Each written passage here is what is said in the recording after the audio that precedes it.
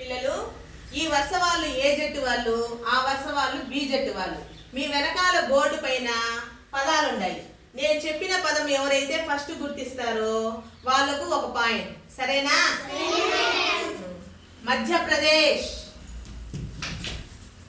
B జట్టుకు ఒక point. Mahatma Gandhi ఏ జట్టుకు ఒక పాయింట్.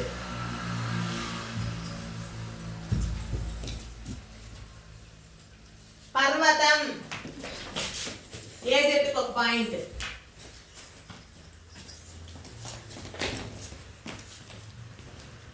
తువ్వాయి ఏ జట్టుకు ఒక పాయింట్. మధ్యల మోత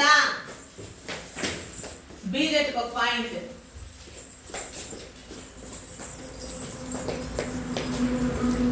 మంచం